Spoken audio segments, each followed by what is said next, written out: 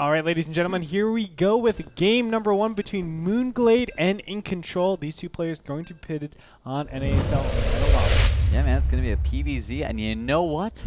Nope. I feel you don't know? Nope. You don't know what? All right, well, I know what, man. I think InControl might be doing some cheese in this first game simply because, yet again, we're here on NASL Metalopolis. Cross positions only, and PvZ on this map can be a little bit of a nightmare in cross positions. There is about a 60% win ratio for Zerg here. Yeah, and, you know, Moonglade has been playing against a lot of Koreans. He actually just told me he just got done practicing a lot with Sage yesterday night. Oh, snap. Yeah. Those of you that don't know who Sage is, this guy is a beast. Beast Protoss from Korea. Unreal. His PvZ is something to behold. He has some really, really unique and awesome strategies. So. And when you have that type of practice partner at your disposal, it's like, holy guacamole. And you know what? That's why probably, if you didn't know, for everybody out there, the Twitter to Moonglade is Moonglade AU. A lot of people would think that is for Australia. In fact, no. He's trying to be more Korean, so he goes Moonglade. What's the A for? Shut up, bro. Just shut up. The A is silent. The A is silent. It's like a K in English, or... Wait, what? When is a K silent? K? No. Yeah. K-N-O. Oh, okay. I see what you're saying. No. Yeah, Or in Espanol, it's like the J. I was thinking of G as being silent. Jesus. Gnomes in here. Like Well, actually, I know the H. about The the H. gnomes. Oi. Oi. What? H-O-Y. It means today in H-O-Y? Spanish. Really? Oi. Here I thought you were trying to do like the helicopter thing in Teams. What is it like? It's like SOI, swa, swa, swa, swa. I don't know. You don't know that? Okay, well, in like Ventrilo or TeamSpeak, when you go to the text-to-speech and you put SOI, SOI, it sounds like a helicopter for some reason. I don't know, man. I don't think we're going to be seeing any helicopters here, though, because it's PvZ. We don't have any Terrans in here. Not going to be Banshees that these players are going to have to worry about. Not going to be any swa, swa, swa going on. No, I don't think so. Of course, a Terran could pop out of nowhere and just kill everybody. Yeah, that's you know, that's what they normally do. They drop in out of nowhere, man. Well, the buildings just fly into the map. Yeah. Who knows? Are you going to be the Terran player, Grey Torp? Are you I going to could bring be. in your units and beat both these players on your own? I have been known to plunder. You have indeed. Now we do see the 13 gate going for InControl. Standard PvZ play here. Don't necessarily need to get that up too early, but it's critical that he's not going for the Forge expansion. That's because on a map like Metalopolis, well, it could just because he's going for some type of cheese perhaps, but on a map like Metalopolis, it can be a little bit more difficult to hold that Forge expansion since it is so wide open at the natural. Yep, Zerglings can swing in behind, in the front, and of course you have to worry about those pesky roaches. Roaches ever pop up. It could be a disaster.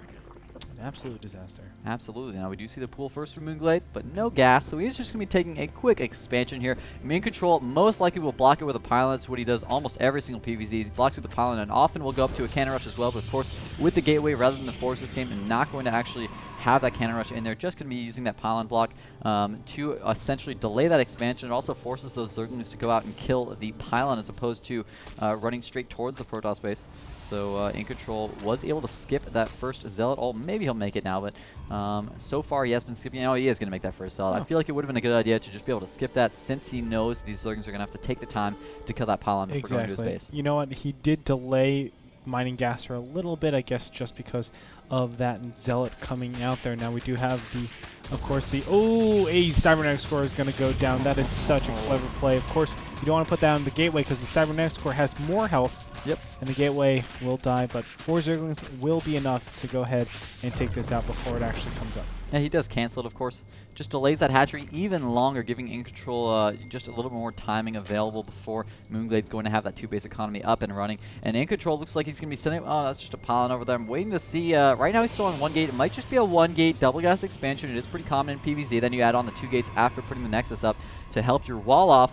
But the fact that he put that pylon up there just makes me think he's going to be staying on 1 base yet again here, because usually players with that 3rd pylon would put it down on the low ground so they'd be able to set up that wall off. So it's not most likely not going to be a 1-gate expand. That's kind of weird because we're normally used to seeing 1-gate expand, but I wouldn't mind something tricksy. There's that tricksy thing that we do see. Stargate is going down. Don't have any crazy upgrades going for, like, let's say +1 or +1 armor, so it won't be something unorthodox. Probably going to be Void Ray play.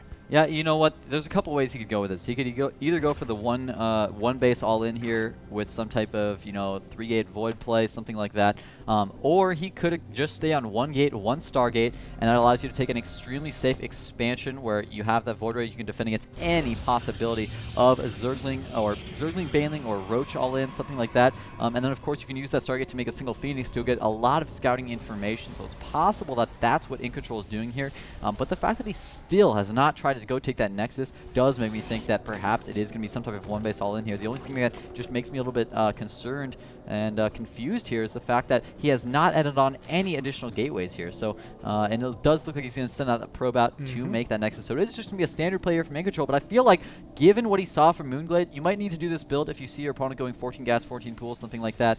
But it's not going to matter as much when you see them getting the hatchery. And look at that, Moonglade sees the Stargate. So InControl probably not going to be able to do too much damage with this, but then again, this build is not intended to do damage. It's intended to get scouting while taking an extremely safe expansion. Yeah, and we're going to see him do that in a little bit. Yeah, as you said, it gets him that expansion pretty nicely. Something like your Roach Zergling all in. The Roaches will just get all gobbled up to those the Void Rays as soon as they get charged up. But the first Void Ray is on its way out. It looks like there's rallied Phoenixes as well. He's looking to put on the pressure. Yeah, he's moving forward right now, just trying to take some map control. Looks like he's going straight to the third to make sure that Moonglade did not take any type of quick third that he'd be able to deny here. Might find this Overlord. No, he does not. He turns away just a little bit too quickly. He also has this probe at the 9 o'clock base. I'm not sure what he's doing with that. Maybe he's going to try to take a really early expansion or something.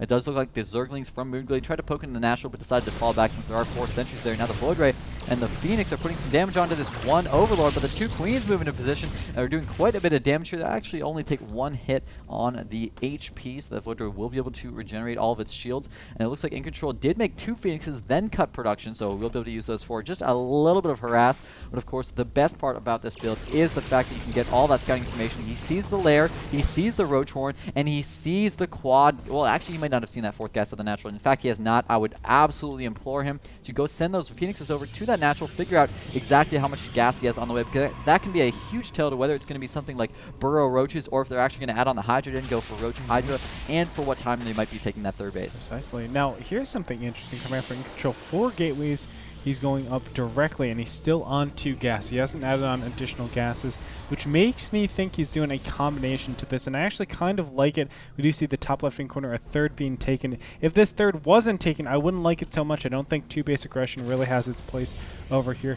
But InControl, looking like he wants to set out right now. He's going to be adding on some Stalkers to this unit composition, and I think it's going to be very strong. Yeah, I don't know what Moonglade's doing right now. He hasn't sent his Queens over. Now finally sending 2 Queens, but there are 2 Phoenixes and a Void Ray, so InControl will be able to deal with this if he micros properly here. Just lift up those Queens. The problem is they do have almost enough energy for the transfuse, so he might have to lift both of them. No, it looks like Moonglade just going to go ahead and abandon this base and sacrifice his 3rd. I do not think this is the right decision here. He could have just taken out those units perhaps with some extra Queens, but it looks like he's just going to allow InControl to come forward with this engagement. He started warping in units. He's moving forward with, oh my gosh, 8 sentries, 4 of them or 5 of them with almost full energy. And Moonglade does have some nice creep spread, but he has a very low number of units. He's rushing out that infestation pit. Passing Gland's now on the way, so this could be a good timing for InControl to attack. This is unnecessary, though. It looks like, oh, the Force Field was able to go off on that ramp. So it looks like it will be tough, but there's not a lot of DPS in this. Yeah. The Void Ray goes down, and these sentries are all forfeit if they stay on the creep. Finally gets off of there. And you know what? That was a completely unnecessary attack coming in from InControl. You already did the damage that you're supposed to do, which is taking out that 3rd. No need to keep going with that push. Just drop back. Know that you are on equal bases, and theoretically that is advantage for you. Oh, unfortunately he does not notice with his Phoenixes. He could have lifted up that drone, prevented that 3rd from going down. But yeah, I completely agree with you. Basically, the entire build InControl did here with that timing, going for 4 gates as opposed to going up to something like 6 gate, was basically 100% to deny that 3rd. That was the entire purpose. So I agree with you. Once he took out the 3rd, he should have just fallen back, known that he did the damage he needed to, gone and maybe taken a 3rd of his own and just played defensively. And of course, if he was going to try to be aggressive there, he definitely needed some more Stalkers to help with those Roaches. Of course, he should have known there was going to be a high Roach count since he saw the Roach Horn with those Phoenixes. That's the benefit of that scouting. But we see a very large number of Roaches walking under those Phoenixes, so he did see that coming. InControl only has 4 Stalkers here. He does have those 6 sentries, but he needs to have really good force fields. He does put on a couple. Oh, but the Roaches escape doesn't even get a single kill. Now going to be forced to use those Phoenix lifts to be able to actually pick them up. Oh, unfortunately, looks like we have some type of lag spike here with Battle.net. But there we go. Now going to be able to lift up both those roaches and take them out. Not going to be the biggest deal, though, for Moonglade. Moonglade was basically doing the same thing InControl was doing, just trying to make sure that his opponent didn't take the third, and if he had, deny it. And behind this aggression, we do see that Infestors are already out. One thing that kind of worries me for Moonglade is he actually is not doing a very aggressive evolution chamber style. I'd love him to get that extra evolution chamber down just to get that upgrade advantage. For now, we do have upgrades sitting at, let me go ahead and check InControl. He is at 1-0, whereas Moonglade is at 1-0 as well. He really wants that upgrade advantage, though, so he can start committing everything. Well, I guess Roach Infestor is pretty strong as well. It is. And he does have Burrow about to complete here. He's got +2 ranged attacks now on the way, and he's droning up that third since he knows he's about to put on this aggression, and he's not going to take any pressure at his third there. So he's going to move forward with these Infestors, with these Roaches, of course, that do have Gleal Constitution and that +1. And Burrow's going to help him out so much because InControl has no detection right now. All he has is those cannons. He does have a robotics facility trying to make a Colossus right now, but he didn't go Observer. Oh, he did go Observer first. It's just out there, in the middle of the map. So if InControl gets caught a little bit off guard, some Burrow shenanigans might be a little bit annoying for him. There's the 5 Infestors. I like that he's keeping them burrowed there so they can't be lifted by InControl unless he sees them with that Observer. Now he's going to see the Infestors moving past his Observer. He might want to lift 2 of these with those Phoenixes. He needs to lift the Infestors right now. No, the Colossus! Oh my god, the Colossus! Terrible positioning for InControl. He did not realize with his rally. There he goes, lifting up 2 of the Infestors. He's going to try to engage right now, but it's not going to be the best situation since, of course, the units are behind those force fields. A ton of Infested Terrans go down, and it looks like InControl is throwing down great force fields, but will it be enough? This is going to be a very difficult situation. He would need an Immortal right now, but unfortunately an Immortal is stuck in the Sim City of his own base. This is the worst possible situation for InControl. Now it looks like Roaches and these Infested Terrans are bearing down on the rest of these units. Can he pick up the very important sentries? No, he actually leaves that be. The Infested Terrans should really be attacking. Yeah. I mean, running away with the Infested Terrans makes absolutely no sense whatsoever. They're about to die anyways, so that was just a big misstep there. Look at that Immortal, man. Yeah, that poor Immortal, man. He should probably make a Warp Prism. Yes, something, please. You know, that's not even like a cheesy move just to get the Immortal out. You can use that Warp Prism later on. It's absolutely extremely useful, so would implore him to do that. But Moonglade did everything he needed to do right now. Yeah, he lost some of his Roaches, but critically he kept the Infestors alive since he just used them for the Infested Terrans and then ran away while burrowed. So he kept the Infestors alive, and he had his third base up and running, droned up throughout that entire attack. He's taking a 4th now. He's getting ready to take a 5th. Check out the rocks at the gold. Meanwhile, InControl is just now taking his 3rd. So even though it might have looked there like InControl had the advantage in the engagement, he was able to stay alive. That's all he did. He stayed alive, whereas Moonglade got himself a gigantic macro advantage. Look at that, 180 food to 108 right now. Yeah, and don't forget, he did lose that initial Colossus. If the Colossus stayed alive, the Infested Terrans would have been mowed down so fast. The Colossus are able to deal with them very well. Unfortunately, he wasn't able to keep that alive. A bad rally went out from InControl, and he really paid the price for it. Now we see Moonglade, as you said, with this huge lead. I wouldn't say it's insurmountable, but it's getting there. Yeah, it's very close. Sure is getting there. Yeah, man, he's got all these Corruptors with this army. Look how high this Corruptor count is. He has 9 Corruptors with this army. And, of course, InControl only has 2 Colossi. It looks like he did cut Robo production after those 2 Colossi. And, I mean, Moonglade is maxed right now. He's already starting to bank up. He's at about 2k minerals already here, so he'll be able to reproduce very quickly. Hive is on the way. He's going to move forward for this aggression right now with that 2-0 upgrade, of course. InControl at 1-1, so it is somewhat even there depending on, of course, whether they're attacking shields or not. And here it comes. Moonglade can go for the aggression. InControl not in the best position here on this ramp. He does throw down good force fields. A lot of the army from Moonglade just attacking those buildings, but it's not going to be enough. The Corruptors are taking out the Colossi. Both Colossi go down. He's really relying on those force fields to stay alive right now, and it's not going to be enough because the Roaches are coming forward to snipe the Nexus. Yeah, the Nexus is going to go down at the natural. It looks like all the units are just Stalkers and 1 Immortal here. Now the Roaches are going to start up on here. Infested Terrans were pooped out, and they are going to do good damage. It looks like the entire Protoss army is going to have to keep backing up. There's just a relentless swarm. GG comes out from InControl.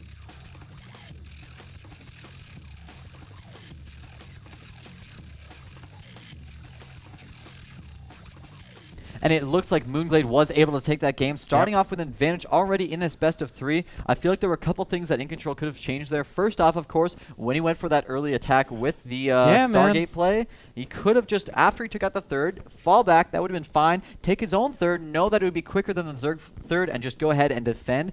Usually that's the biggest problem in Metalopolis, is defending your third and preventing a Zerg from getting a third. So he was actually in a good position, but then, of course, he threw a lot of it away by going for that attack and losing a lot of those sentries. You know, all he had to do right there was imply pressure. He could just, this is what I love to do when I'm doing my PvZs. I actually take all my units, do that warp in exactly what he did, and go on the creep, and then just turn around. Yep. Force field, the ramp, don't let them run after you, and then just leave, man. Just get the heck out of there. You know they're going to be sitting there. They're like 5SR. They're like holding down the R key like the entire time. Like, oh my god, I can't make roaches any faster than this. I'm holding down my keyboard, man. What do I do? That's all they can do, man. They're like, hold on, let me macro. 4SZ.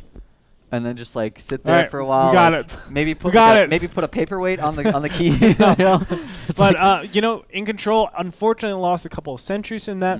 Let's also take note that every single sentry that you lose delays the tech quite substantially. You don't want to be losing sentries at all because they are your main defensive units. A loss in one single sentry can mean so much because not only is it important to keep them just the actual units, but they build up in that energy. So technically, if I warp in one like 30 seconds before I warp in 2, it's actually the equal amount of force fields. I've just been so efficient with my gas. The other thing is that I feel like InControl, like many Protosses, is just still playing like kind of that standard PvZ style from like a long time ago. And you know what? There have been patches, man. There have been changes to this game. I feel like he needs to just adapt a little bit more. I say it a lot, I know, but I'll say it again. He use some more prisms, man. Look at Moonglade's play that game. He was actually hyper aggressive, had his entire army over towards InControl's base multiple times that game. If he had a war prism back at the main of Moonglade, he actually had no defenses there. So he could have actually done not only a lot of damage, but that might have pulled Moonglade's army back, given InControl time to get his 3-base economy up and running, etc. Man, let's go ahead and see if Moonglade, or excuse me, InControl will do that. I hope he does. Game number 2 between Moonglade and InControl coming up after this break.